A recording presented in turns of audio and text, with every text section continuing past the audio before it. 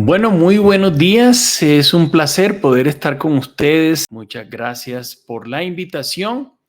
Mi nombre es Abraham Ali. Yo soy profesor de la Universidad del Rosario, de la Universidad de La Sabana y neumólogo, director médico de la Fundación Neumológica Colombiana. Y bueno, me han invitado a tocar esta temática de qué es la EPOC, a comprender la EPOC, cómo hacer el diagnóstico de EPOC, y espero poder llenar sus expectativas en cuanto a esta temática. Entremos en materia y comienzo, obviamente, por dar una definición de qué es enfermedad pulmonar obstructiva crónica.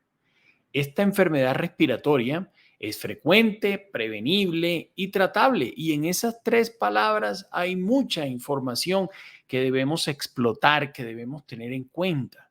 Frecuente, indudablemente. Ahorita comentamos un poco más sobre los datos de prevalencia, pero les digo que se encuentra mucho más allá de lo que los médicos con frecuencia pueden pensar. Y la segunda palabra es la prevención. Tiene un valor enorme porque en eso tenemos que trabajar entendiendo que la causa que produce la EPOC es la que está en la parte última de esta definición y es la exposición significativa a partículas y gases nocivos. Entiéndase, a fumar, a vapear, a cocinar con leña. Y lo tercero es tratable. Cuando yo comencé a estudiar neumología me decían, el paciente con EPOC tiene una enfermedad que no regresa. No hay forma de generar una real respuesta a estos pacientes y siempre van al deterioro. Pero resulta que hoy en día tenemos una enfermedad tratable con muchas posibilidades de abordar y un pronóstico mucho mejor de lo que tenía en el pasado. Y se caracteriza por síntomas respiratorios persistentes, tos, disnea y sibilancias, y fisiológicamente tiene una obstrucción al flujo aéreo. O sea, es una enfermedad obstructiva para sacar el aire, por eso el aire se encuentra atrapado dentro del pulmón, pero como está atrapado, cuando trata de entrar nuevo aire, no entra. Entonces es una enfermedad que el ahogo se relaciona con la dificultad para meter aire. Entonces, prosiguiendo en toda esta disquisición, quisiera darles una mirada al tema histórico que tiene la enfermedad. En 1959 a 1962 comenzaron a entrar los conceptos de bronquitis crónica y enfisema, que son los que le dan marco a la entidad. Son las dos manifestaciones clínicas grandes que tiene la EPOC. En 1965, tema importante, fue la primera vez que el doctor William Briscoe habló de EPOC en una conferencia sobre enfisema. Y ya en los años 70 ese fue un término que se consolidó. No sé si ustedes consideran que es un término nuevo, antiguo, esto es un tema relativo, pero en conclusión, 1965 fue el problema, la primera vez que se tocó como un problema y se dijo EPOC. Ahora, lo que sucede en los pacientes es lo que ustedes pueden ver aquí. Es un tema de una enfermedad inflamatoria. La inflamación la causa el hecho de fumar o cocinar con leña, como dije, y tiene dos manifestaciones patológicas. Una, inflamar el bronquiolo, que está más allá del bronquio. Y segundo, destruir el pulmón, y eso genera enfisema. Estas dos situaciones generan obstrucción pulmonar y por otro lado generan algo que se llama disminución del retroceso elástico. ¿Eso qué significa? El pulmón normalmente aumenta y disminuye con la inspiración y con la expiración. Pero como se destruye el parenquima pulmonar, el pulmón propiamente dicho, pierde la capacidad de retroceder. Eso se llama disminución del retroceso elástico y por tanto, lo que dije antes, el aire queda atrapado. Esa es la enfermedad. Si tratamos de responder la pregunta inicial, ¿qué es la EPOC? Podríamos decir que hasta aquí tenemos el 80% de la información. Pero quiero colocarlos en el contexto, tanto a médicos como pacientes, como personas administrativas, líderes, directores, todas las personas que necesiten conocer sobre la enfermedad pulmonar obstructiva crónica, que esta enfermedad tiene 4 puntos que son necesarios abordar. El primero es la obstrucción que ya les dije. Lo segundo es el ahogo, la disnea. Lo tercero son las crisis, las exacerbaciones, que son las que marcan el pronóstico de la enfermedad. Y lo cuarto es la limitación a la actividad física, que se mide por una caminata de 6 minutos. Estos 4 factores son los que determinan todas las clasificaciones, todos los abordajes, todos los análisis del mundo de la EPOC por todas las asociaciones.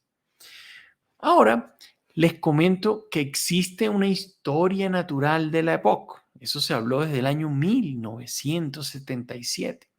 Pero esa historia natural de la EPOC tiene una serie de detalles que les quiero compartir y que son interesantes. Para ello les digo que la forma precisa de diagnosticar la enfermedad, hace parte de la definición, es la espirometría.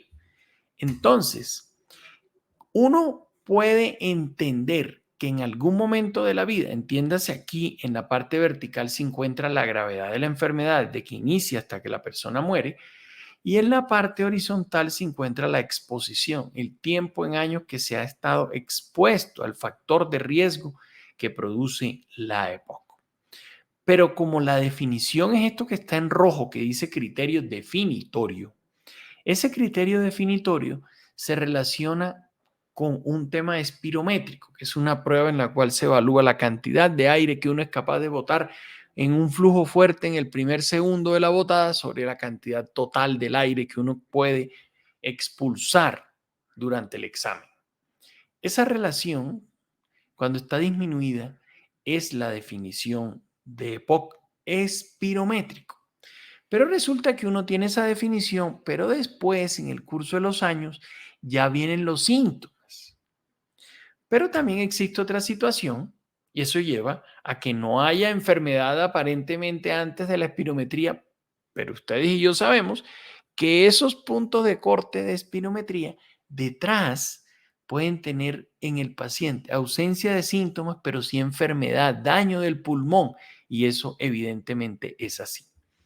Pero el problema también está cuando las personas, los pacientes que han fumado, tienen tos, expectoración, pero no tienen obstrucción en el pulmón, entonces no cumplen la definición de EPOC. Miren que esto puede ser complejo porque estamos hablando de pacientes con muchos síntomas, en teoría, sin EPOC, pero realmente sabemos que solo es cuestión de tiempo para que lo desarrolle. Y miren la otra característica interesante que tiene la EPOC. Resulta que esto que ustedes ven en el dibujo son 4 pacientes con EPOC.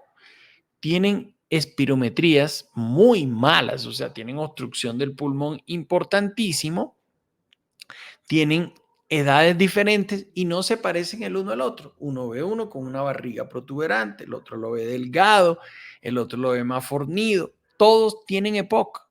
Entonces, miren lo complejo que puede ser, a diferencia de otras entidades en las cuales uno más o menos por la visualización del paciente logra entender si tienen o no EPOC. En estos casos es completamente diferente y la EPOC se presenta de diferentes maneras.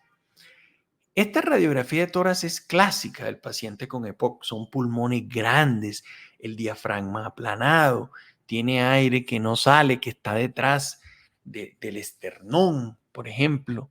Estos 2 TAC se parecen a los 4 pacientes que acaban de ver.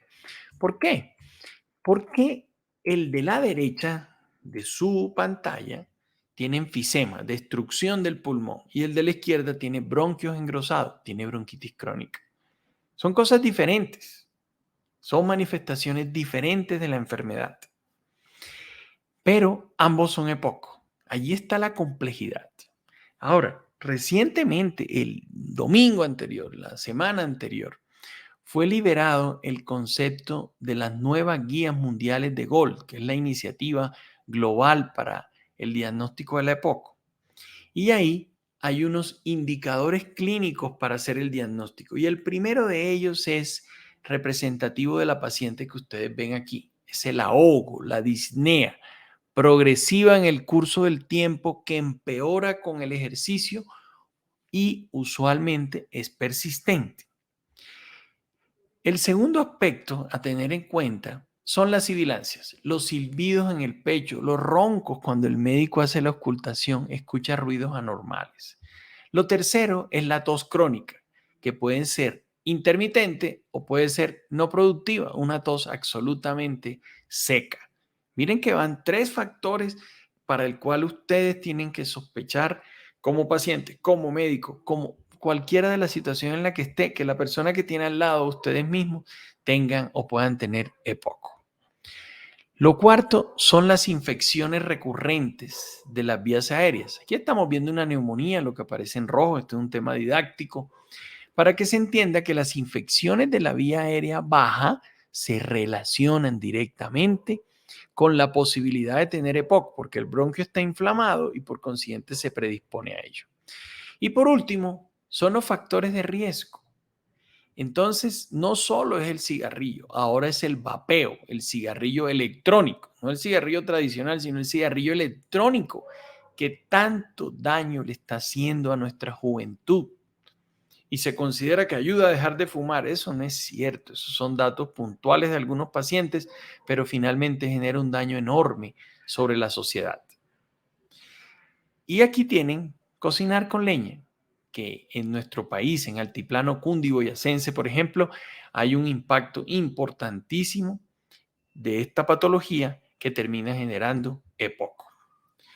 Aquí, qué pena que la diapositiva está en inglés, pero es la publicación reciente de Gold que habla de las causas de tos crónica. Entonces, uno, como ya les dije, cuando llega el concepto de tos, debería en la mente de todo el mundo dispararse la posibilidad de tener EPOC. Pero la tos crónica tiene muchas causas: asma, cáncer pulmonar, de que ya hablamos, tuberculosis, bronquiectasia, falla cardíaca, enfermedades fibróticas, fibrosis quística, rinitis, goteo nasal, reflujo gastroesofágico o el hecho de recibir medicamentos. Por eso, la neumología tiene una complejidad que amerita una formación, un entrenamiento específico para lograr llegar al diagnóstico preciso de los pacientes. Eso es a lo que le tenemos que apuntar. Entonces, el EPOC está centrado en un punto en el cual aumenta la mortalidad, pero nuestra obligación es diferenciarlo de lo que ustedes están viendo aquí. Es necesario generar una diferencia clara con el asma. Hay que generar una diferencia con la falla cardíaca. Muchas de las enfermedades cardiovasculares pueden confundirse con las enfermedades pulmonares, o puede tener el paciente bronquiectasia, que cada vez aparece en más cantidad, que son bronquios dilatados que se infectan. Pero también la tuberculosis sigue teniendo una prevalencia alta en nuestro país. Cerca de 12,000 personas tienen tuberculosis en este momento en Colombia. O la inflamación de los bronquios con infecciones virales, por ejemplo, en los pacientes trasplantados, puede hacer bronquiolitis obliterativa. Y todas ellas pueden generar confusión con la EPOC. No es fácil, pero la primera entidad que se debe venir a la mente de todos es EPOC. En Colombia, en el 2008, se determinó cuál era la prevalencia de EPOC, y la prevalencia de EPOC en Colombia en mayores de 40 años es esta: 8.9%. En México, 7.8%. Recuerden, mayor de 40 años. Venezuela, 12.1%. El más alto del continente que se ha evaluado es Uruguay, con 19.7%. Ahora, entender conceptos como estos también es supremamente valioso. El índice paquete año es el arma que nosotros tenemos en la neumología. Es el número de cigarrillos que se fuman en un día multiplicado por el número de años en que se fumó, dividido entre 20, porque la caja tiene 20. Pero el concepto es muy sencillo. Si yo me fumase 10 cigarrillos al día, 10 cigarrillos al día, eso es medio paquete. Y si esos 10 cigarrillos al día los fumo durante 10 años, entonces ese 10 se divide por la mitad y yo soy un fumador de 5 paquetes año. Ese es el dato que hay que entender. Si yo me fumo un paquete de cigarrillo al día durante 20 años, soy un fumador de 20 paquetes año. No que yo me fume 20 paquetes al día, no, me fumo un paquete al día por 20 años, se llama 20 paquetes año, y ese es el punto de corte del mayor riesgo para que las personas tengan EPOC. Ese riesgo también se relaciona con cáncer pulmonar. Hay diferencias, a veces se establecen puntos de corte de 30 paquetes año, pero en general 20 paquetes año es el dato que genera la preocupación mayor para para EPOC, para cáncer pulmonar. Y como ustedes se imaginarán, de la mano se traen las enfermedades cardiovasculares, que inmediatamente aumentan su prevalencia. Pero también existe la exposición pasiva a humo de tabaco. Y eso también genera EPOC. Todos los que vemos pacientes sabemos que muchos llegan a la consulta pidiendo, comentando que nunca han fumado pero tienen síntomas respiratorios. Entonces miren el dato que les muestro, hay una publicación del año 2015. Estar expuesto más de 20 horas a la semana aumenta en 1.18 la posibilidad de tener EPOC, 18% más de riesgo de tener EPOC. Existe esto se llama tabaquismo de segunda mano, pero existe un tabaquismo de tercera mano, que es dónde van a parar todos esos desechos que tienen nicotina, que tienen sustancias que le generan daño al pulmón, dónde van a caer después que han dejado de ser utilizados por los fumadores.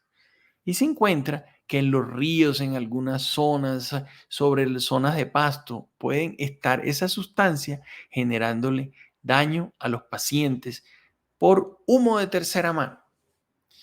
Pero tenemos un problema enorme en nuestros países, en Colombia, y es el subdiagnóstico.